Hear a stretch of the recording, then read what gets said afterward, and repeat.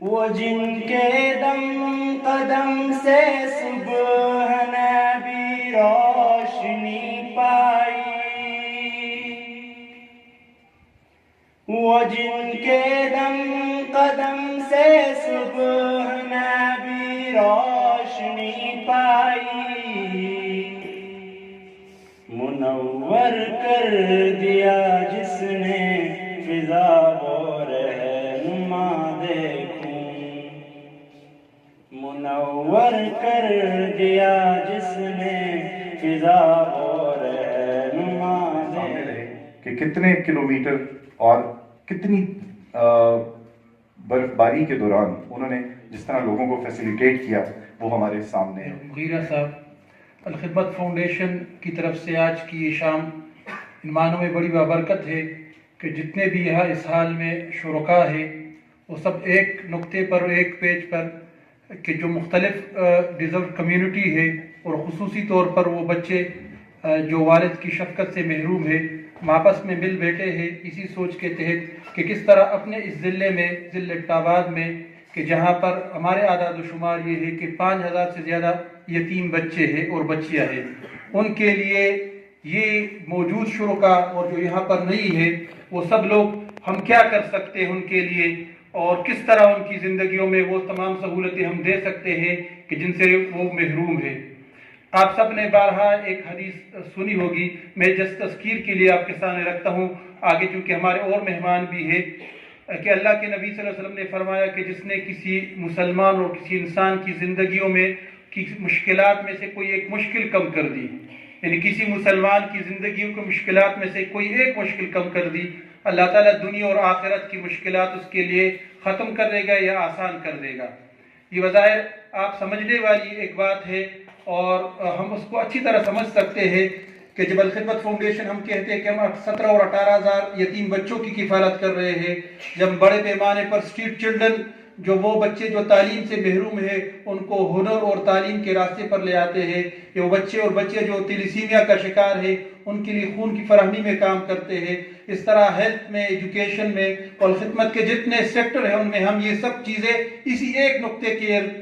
کہ ان کی زندگیوں کی مشکلات میں سے کوئی مشکل ہم کم کر دیں، ہم کوشش کریں کہ ان کی مشکلات کم ہو، اور یہ تب ہو سکتا ہے جب اس طرح ہر ضلع میں اس طرح کمیونٹی ہمارے ساتھ آ جائے تو ایک بچے کی کفالت یقینی ہو جاتی ہے، ایک مشکل کم ہو جاتی ہے۔ جو قرآن میں اللہ تعالیٰ ہماری رہنمائی کرتا ہے کہ وَمِمَّا رَزَقْنَاهُمْ يُنْفِقُونَ، کہ جو کچھ رزق ہم نے اس کو دیا ہے اس میں سے خرچ کرتے ہیں، تو ہم نے علماء سے سنا ہے، بزرگوں سے سنا ہے کہ رزق صرف پیسوں کا اور خوراک کا نام نہیں ہے، بلکہ وہ تمام چیزیں جو اللہ نے ہمیں دی ہے جس میں آپ کے اوقات بھی شامل ہے، آپ کی اسکل بھی شامل ہے، اور اس کے ساتھ ساتھ معاشرے میں آپ کا جو مقام و مرتبہ ہے، اسٹیٹس ہے، وہ جگہ سے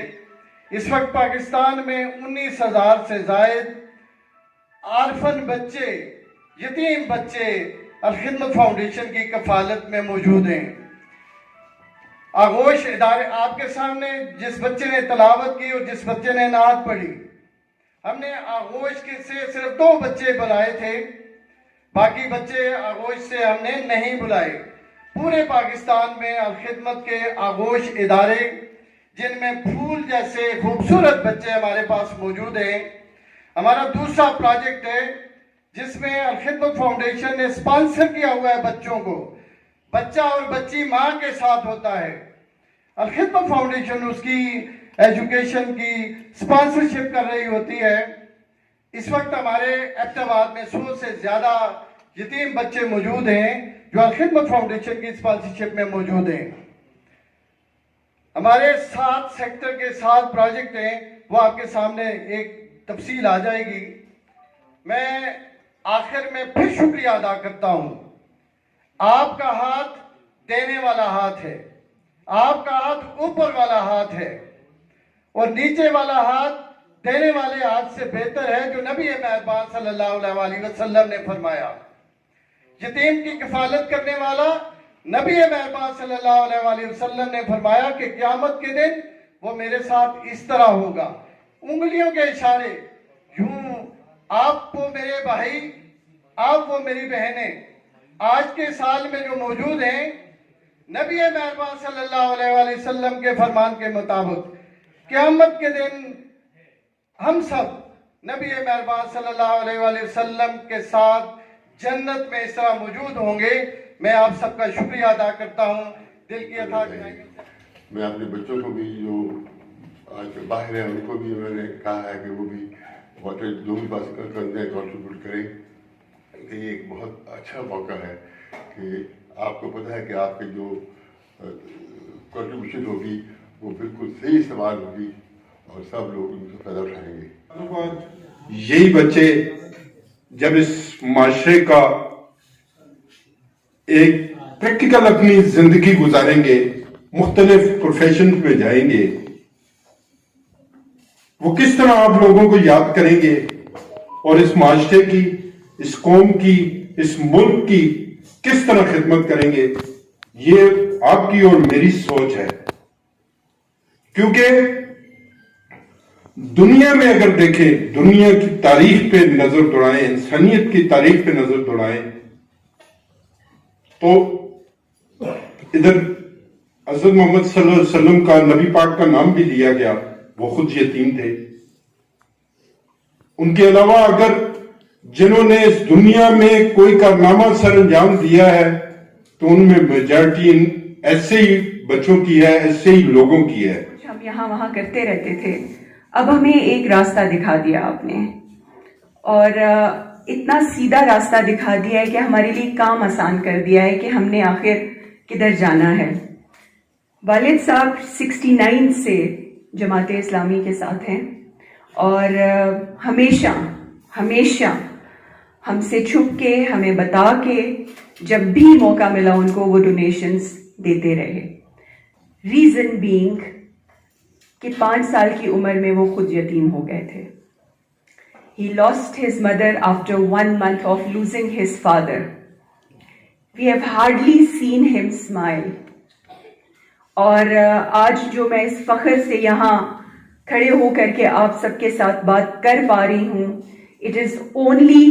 and only because of that orphan कि जिसने हिम्मत नहीं हारी, जो एक बहुत बड़े बाप का बेटा था, लेकिन जब वो बाप फौत हुआ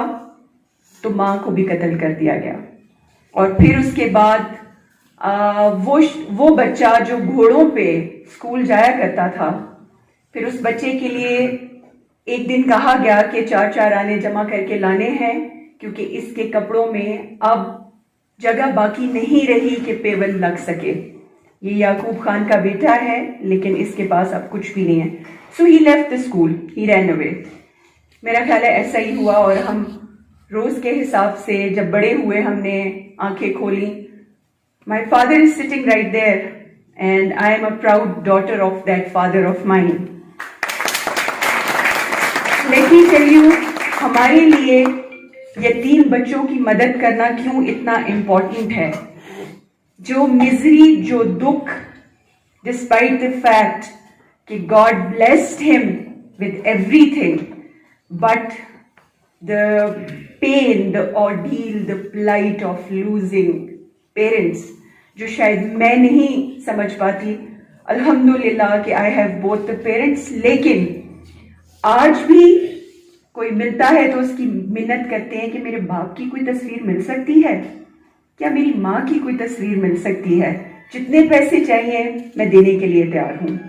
हम उस दुख और उस पेन से रोज या हर कुछ अरसे के बाद जरूर गुजरते हैं। सो वो बड़ी अच्छी बात लगी मुझे इशफाक अहमद की, कि उन्होंने कहा कि दिया करो, कौन सा अपने पल्ले से देते हो, उसी ने दिया हुआ है उसी का ही तो देते हो, कौन सा अपनी जेब से किसी को देते हो। तो अल्हम्दुलिल्लाह इस ऑर्फन ने 4 बेटियां बड़ी की। बड़ी बेटी UN की तरफ से इंटरप्रेटर है एंड शी इज उसने मास्टर किया हुआ है 7 लैंग्वेजेस में, and she is director refugees in Germany. उससे छोटी जो है, she is a very successful business woman in Dubai. उससे छोटी मैं हूँ, I am advocate supreme court. मुझसे जो छोटी है, she is principal in one of the renowned schools in Canada,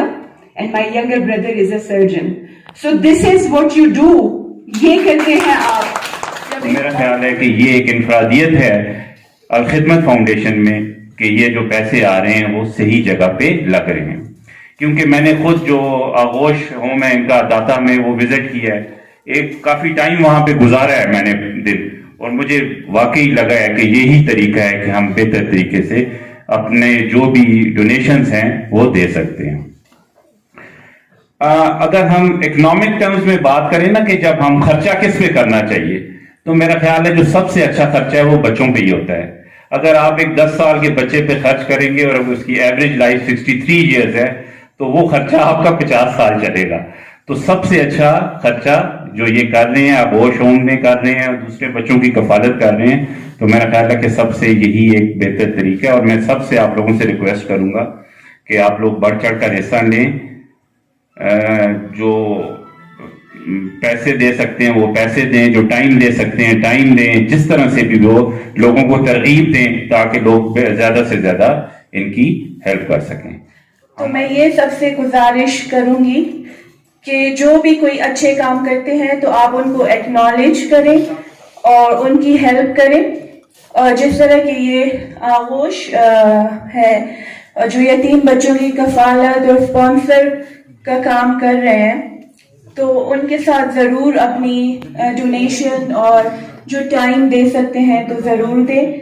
کیونکہ یہ بہت ہی ثواب کا کام ہے، اور میں بہت امپریس ہوئی ہوں ان کے کام کو دیکھ کے، اسپیشلی ہاسپٹلز، ایمبولینسز جو سب یہ کام کر رہے ہیں، بلڈ ڈونیشن ہاسپٹلز۔ تو میں سب سے گزارش کروں گی اسپیشلی فیمیلز سے بھی کہ وہ بھی آئیں اور الخدمت میں ان کی آغوش جو یتیم خانہ ہے اس کے ساتھ اپنا کافی ٹائم دے، کیونکہ بچے ہیں،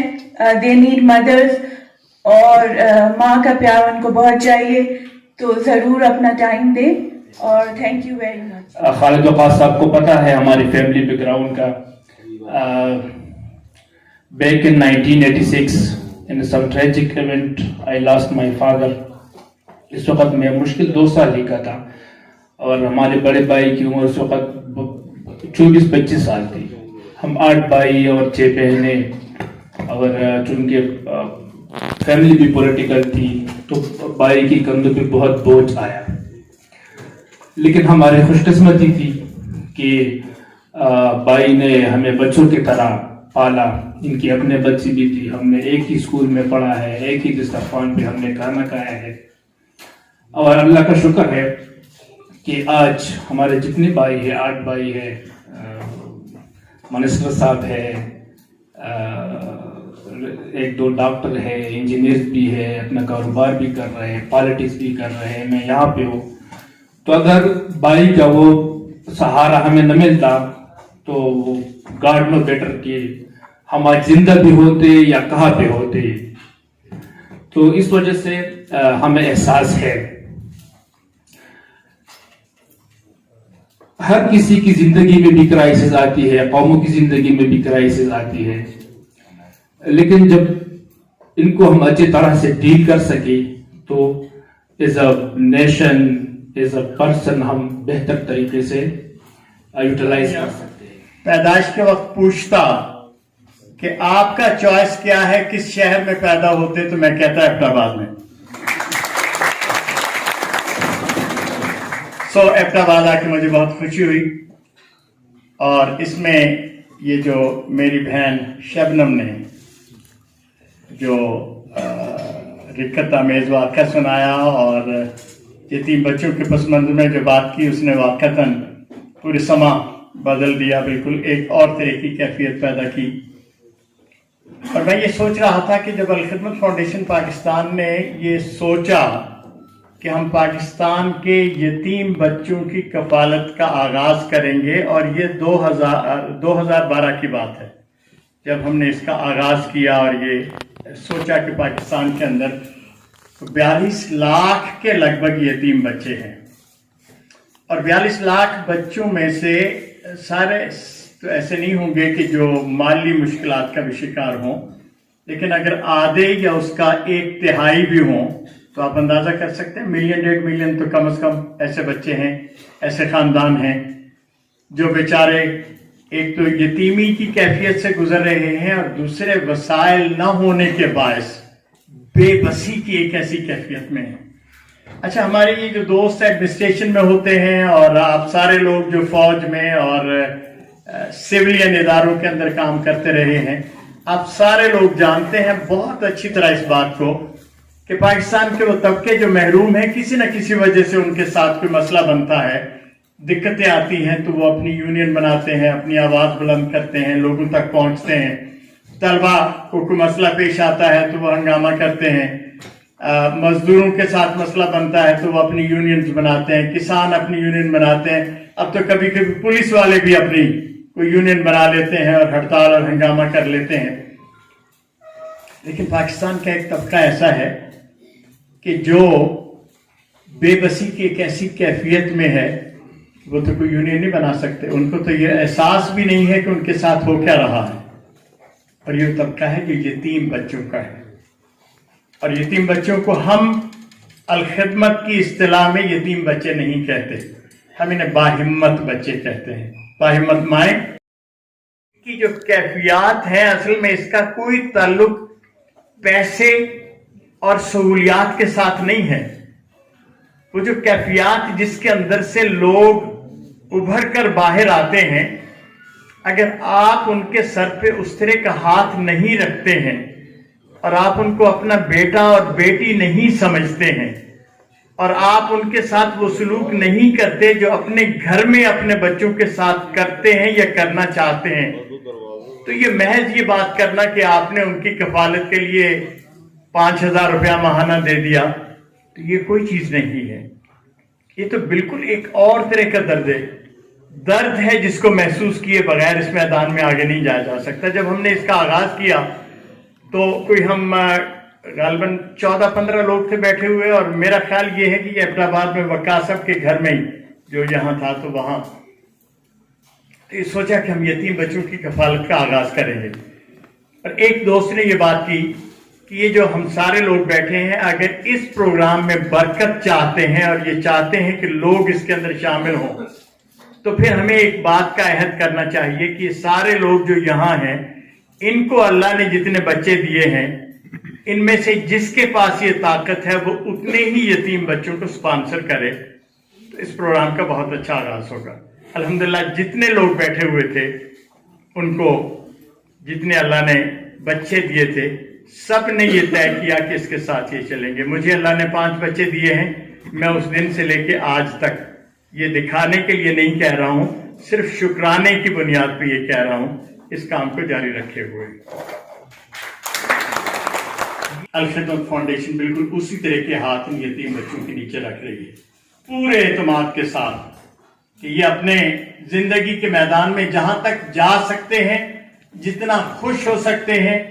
جتنا ان کے چہروں پہ ہم رونق لا سکتے ہیں، اس کا پورے کا پورا بندوبست کریں.